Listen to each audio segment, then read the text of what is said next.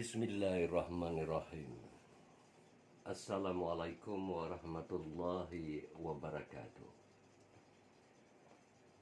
Ya nuran nurin, ya mudabiral umur, balik aneh. Ruha Sayyidina Muhammadin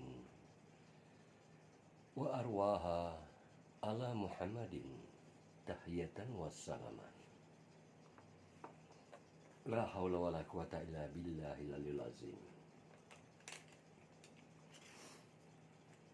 Alhamdulillah, masih punya masa dan kesempatan yang Maha Esa berikan. Entah bila, mungkin sebentar lagi, mungkin esok, lusa atau tulat. Masa bukan lagi jadi ruang untuk kita. Untuk kita sulamkan rasa cinta dan kasih sayang yang terjalin.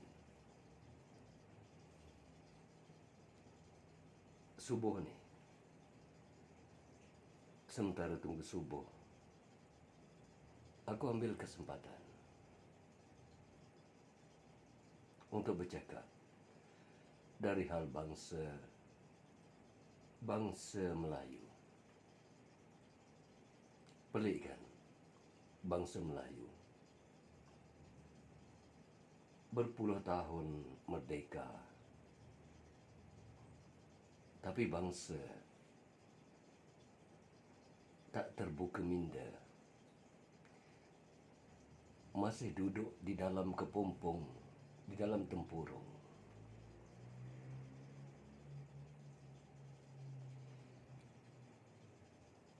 Sebenarnya untuk jadi Melayu tidaklah sukar, kerana kebanyakan kita bila lahir sememangnya Melayu. Untuk jadi Melayu,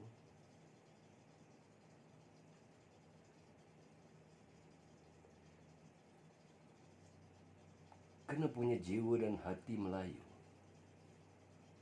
Kata orang,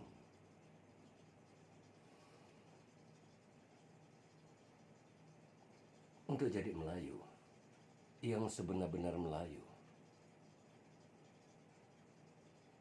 jika tak ada rasa hasad, bukanlah Melayu. Jika tak ada rasa khianat, bukan Melayu. Jika tidak ada rasa dengki, bukan Melayu.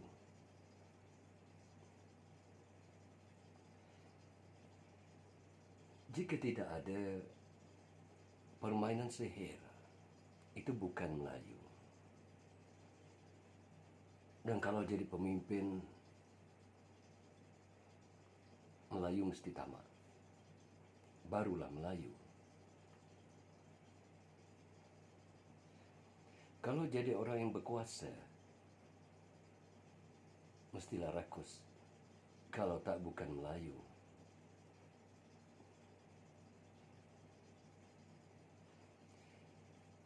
Kerana bangsa Melayu, baik pemimpin ataupun orang yang lebih berkuasa dari pemimpin, bukanlah antara orang-orang yang berkongsi. Kata orang, berat sama dipikul, ringan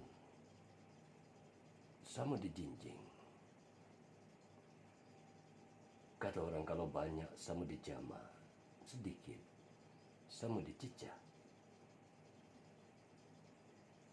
Tapi apakan daya, orang Melayu kalau jadi ulama, jika tak menyesatkan orang lain, jika tak pandai menuduh orang lain sesat, kufur atau kafir, merasa diri sendiri yang benar, tidaklah dipanggil ustaz.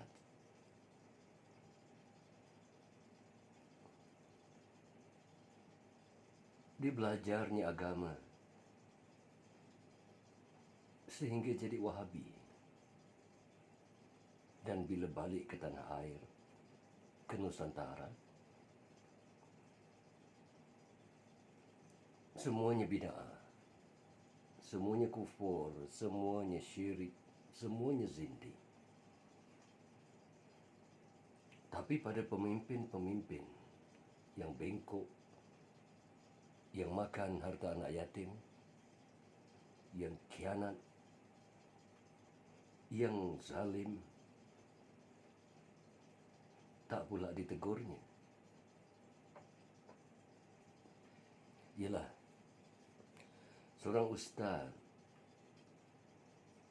jika orang yang dirasanya boleh dimakan, maka dibahasakannya. Tapi jika orang-orang berkuasa, maka lembutlah. Lembutlah lidah dari gigi.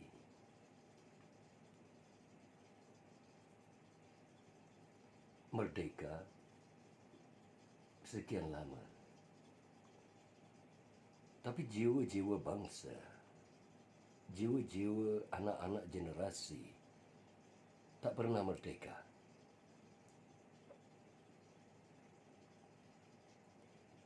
Ialah untuk jadi Melayu, syarat-syarat untuk jadi Melayu. Jika nak masuk Islam, ada syarat. Tapi untuk jadi Melayu juga ada syarat. Hati mestilah busuk. Perut mestilah kotor. Mesti ada rasa dendam. Mesti ada rasa khianat. Mesti ada rasa tamak. Mesti zalim. Kalau dulu bangsa Melayu ada raja yang digelar Raja Bersiung.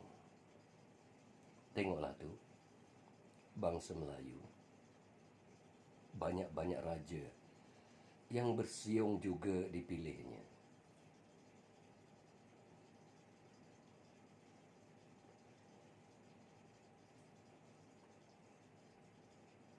Apa yang dikatakan merdeka bila kita dikepompong?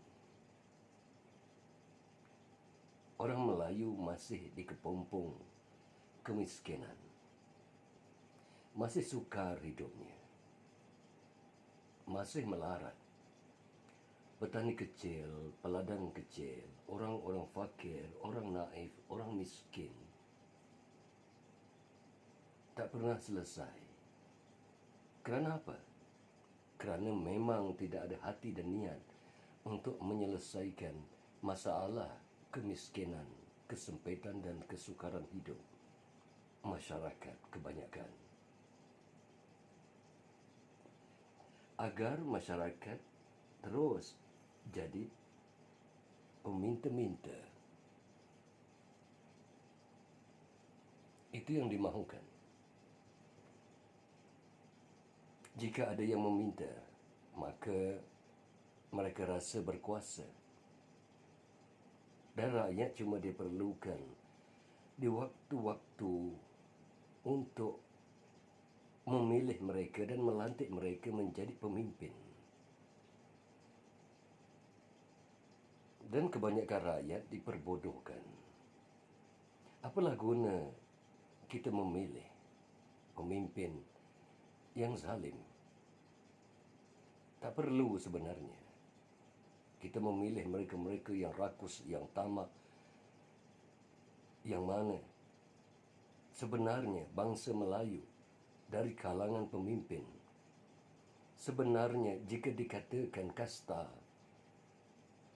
di antara pemimpin dan masyarakat Melayu sendiri, mereka bina kasta.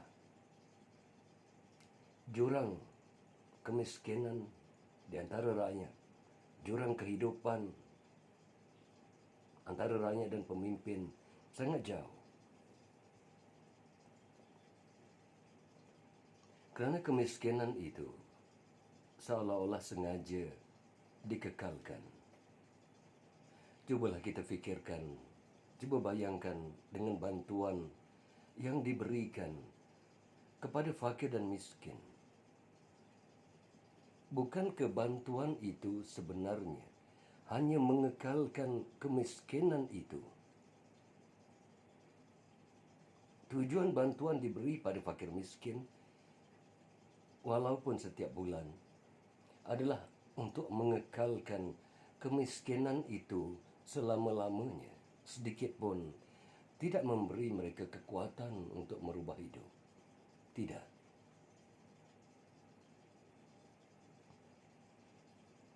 Bahkan kekayaan para pemimpin yang tamak rakus haloba, penuh pengkhianatan, yang dikhianatnya adalah bangsanya sendiri. Maka harta dan kesenangan itu diagih-agihkan untuk keluarga mereka, untuk saudara mara mereka.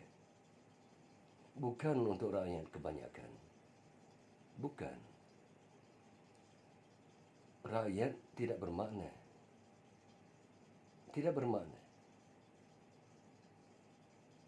Melainkan ditipu daya, dimanipulasi suatu pilihan raya. Cubalah kita fikirkan, apabila satu-satu pilihan raya itu mahu diadakan, pemimpin sanggup berselut, sanggup turun ke ladang atau kebun getah, sanggup menoreh, sanggup masuk ke rumah-rumah yang lantainya berlumut, yang lantainya reput, yang bumbungnya bocor, sanggup turun ke dapur yang konon-kononnya prihatin akan nasib rakyat yang sukar hidupnya.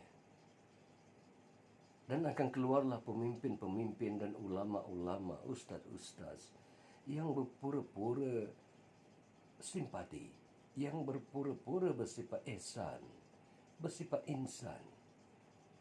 Maka segala anak yatim dikenyangkan, segala ibu tunggal dikenyangkan. Dan ditaburlah segala janji-janji yang sebenarnya mereka tidak menjanjikan apa-apa.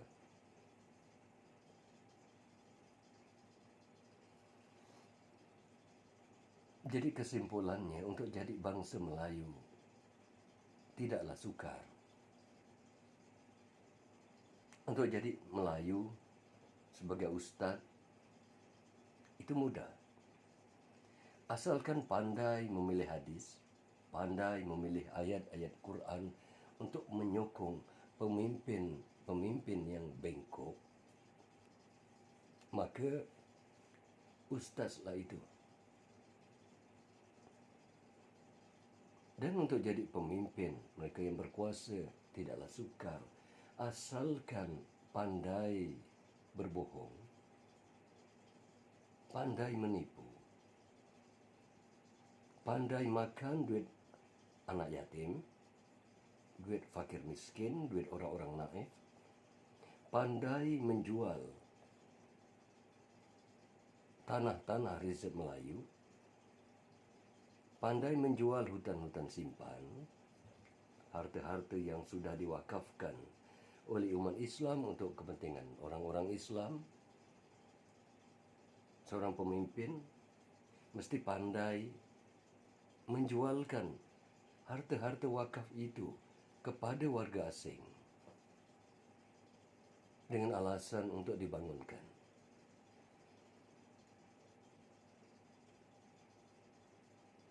Bagaimana sebenarnya dari hal wakaf? Jika kita wakafkan harta kita kepada jabatan-jabatan tertentu dan kemudian harta wakaf itu dijualkan kepada warga asing, dan jika kurang nilainya tidak dipandang. Kerana aku pernah lihat dengan mata aku sendiri satu rumah yang diwakafkan daripada rumah itu elok sehingga roboh, tidak dimanfaatkan oleh orang yang menguruskan harta wakaf. Tapi sebenarnya untuk jadi bangsa Melayu tidaklah sukar, kerana bangsa Melayu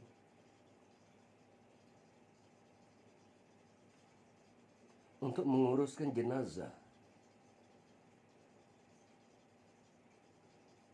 dari urusan jenazah sehinggalah ke perkuburan, sehinggalah cerita bina kepok dan naikkan nisan, bersihkan kubur, berbala-bala sesama sendiri. Berbala-bala. Bahkan ada yang mengatakan bahawa di tanah kubur ini orang lain tidak boleh campur tangan. Baik urusan pembinaan kepok, baik urusan menaikkan batu nisan, tak boleh ada campur tangan dari orang lain. Kerana sudah ada orang-orangnya sendiri. Berbala-bala. Jadi sebenarnya untuk jadi bangsa Melayu yang sejati, mesti miliki semua tu, supaya lengkap kemelayuannya, supaya layu dan gugur ke bumi. Mesti ada sifat tamak, mesti ada hasad, mesti ada dengki, mesti ada khianat, mesti ada rakus, mesti ada zalim, mesti ada ketidakadilan, mesti mementingkan diri dan keluarga sendiri, mesti pandai menuduh orang lain sesat, mesti pandai menjual agama, mesti pandai menggunakan hadis dan Al-Quran untuk kepentingan diri dan orang-orang tertentu. Ya betul. Mesti pandai bersihir, mesti pandai. Mesti pandai dengan ilmu hitam. Dan yang terbaru mesti pandai urusan saman menyaman. Mesti pandai.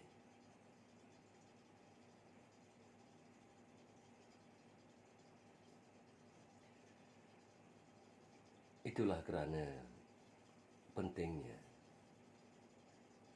amalan dan budaya orang-orang Melayu yang memiliki ciri-ciri Melayu Nusantara, bukan Melayu selepas merdeka. Kerana merdeka cuma ada pada laungan dan jeritan, pada perarakan yang pura-pura, bukan sebenar-benarnya merdeka.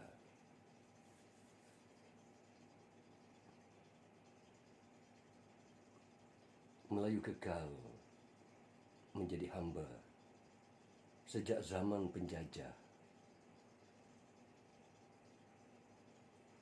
hingga zaman merdeka. Semasa dijajah, Melayu jadi hamba pada penjajah.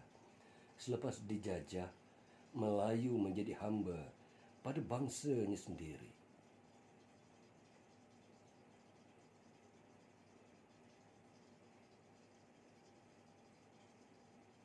Yalah, bukan kita yang minta dilahirkan sebagai Melayu. Bukan. Tapi apabila kita tak pandai bersyukur sebagai Melayu, sebagai orang-orang yang berasal dari tanah Lata, tanah Sunda, Nusantara, memang Melayu akan terus layu akan terus gugur ke bumi.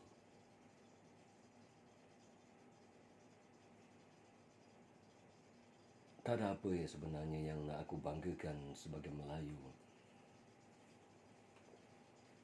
Tak ada apa.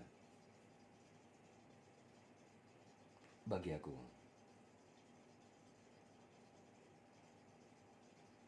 Melayu yang ada sekarang adalah Melayu yang penuh dengan kezaliman, penindasan, pengkhianatan.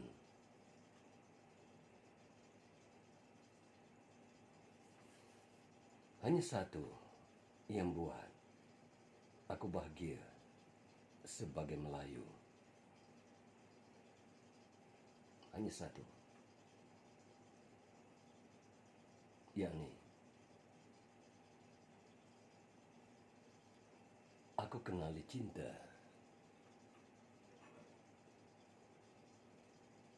sebagai Melayu. Dan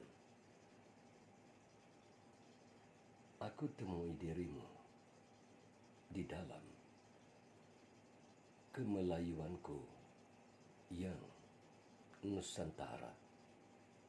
Sebenarnya engkau adalah satu-satunya.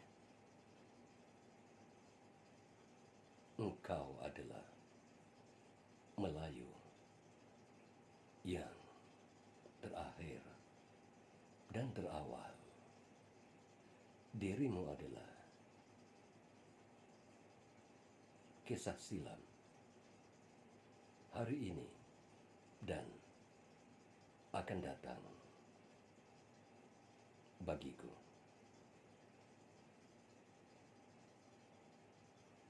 Dalam kelahiran ini, aku menemuimu. Dan hingga kelahiran yang seterusnya, aku akan tetap bersamamu. Jadi aku ucapkan selamat menyambut Hari Merdeka. Kerana dirimu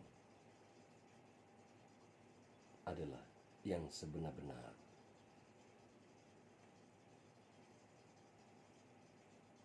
memberi aku rasa betapa aku merdeka dan bebas dari segala kesukaran dan kepahitan. Kerana satu, esa dirimu seadanya.